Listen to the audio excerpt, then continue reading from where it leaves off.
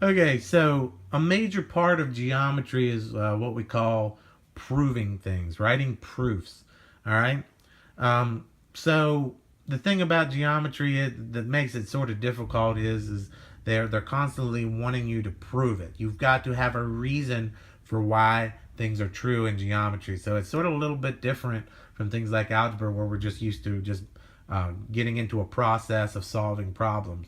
In geometry, they're asking you, well, I want you to prove to me why this is true. So all those theorems and all the things that we've learned are things you've either got to keep as a reference, say on one page or in your notebook, or you have to have them memorized so when you come to do a proof, you can sort of access those theorems and see which ones apply. Okay? So it's a challenge, and it'll take some time for you to get your head around this. But I wanted to give you a couple examples of proofs and have you just thinking about it and trying some on your own. Okay, so let's look at the first example. There are many different parts of a proof. All right, there's going to be stuff that they give you. There's a given part, and in this part it says angle 1 and angle 2 are vertical angles. So that's the given. And then the second part is they're going to say prove something. All right. They want us to prove that angle 1 is congruent to angle 2. So here is the proof of that theorem we used yesterday. The vertical angles are congruent. We're going to make the proof ourselves. Okay. So there's a given part, there's a prove part, and 99% of the time they'll also give you a drawing with it. And then they'll say, well, prove this, and then you have to come up with the rest on your own. But these are the three parts that are usually given. If they don't give you a drawing, I highly, highly, highly recommend that you try to draw what you think they're trying to say as best and as accurate as you can. The drawing helps immensely. All right. So those are the three parts, and then the fourth part is the part we're gonna construct ourselves. It's called a statements and reasons chart. And we're gonna make statements on the left, and we're gonna back it up with things that we know. Theorems, postulates, axioms, whatever we can on the right. All right. So for statements, the first statement we make in a proof is always going to be the information that they've given to us. All right. So the information that they've given to us is that angle 1 and angle 2 are vertical angles. So we're going to write that as our first statement. We're going to start with what we know, and then we're going to work from there. So angle 1 and angle 2 are vertical angles. And the reason for that is they give that knowledge to us. So they give it to us. So we can say the first one is always going to be given. Now we need to figure something out, figure out a way to prove this, all right? So to make a second statement, we need to figure something else out that's true based on something else that we know. Well, if we look at this thing here, we've got angle 1 and angle 2 are vertical angles. All right? And then they give us angle 3 here. Notice something about those angles.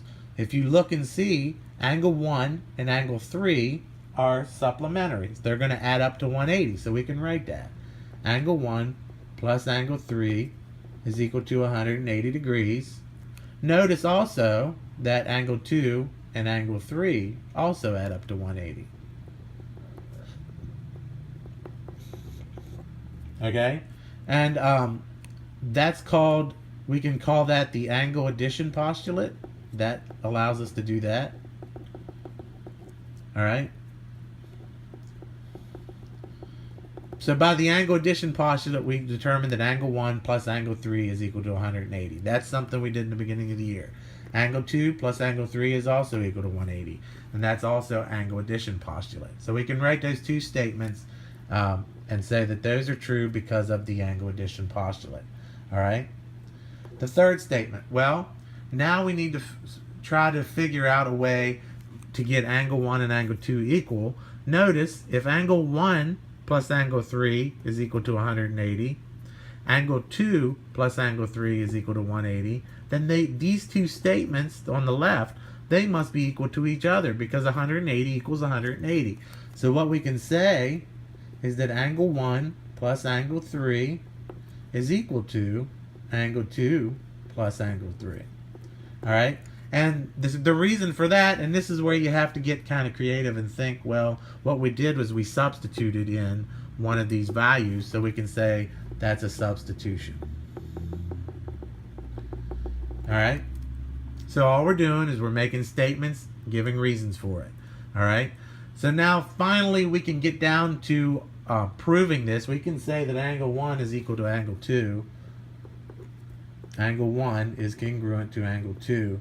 And the reason for that is notice up here, if I were to subtract angle 3 from both sides, remember that I can do that. Whatever I do on one side of the equation, as long as I do it to the other, we're good. So if I subtract angle 3 from both sides, those are going to cancel and leave us angle 1 equal to angle 2. So we're going to say angle 1 is congruent to angle 2, and the reason for that is going to be subtraction. So what I want you to do is I want you to take a minute and just look at this proof, pause the video, and when the video is going to end, just look at it, look at what we did, and think about what happened there and how we came up with these different statements. And in the next video, we'll go over the second example. But before we do that, before you watch that video, I highly recommend you pause the video or you end the video and you try to do this one on your own and see what you come up with. All right, if you have any questions, bring them to class.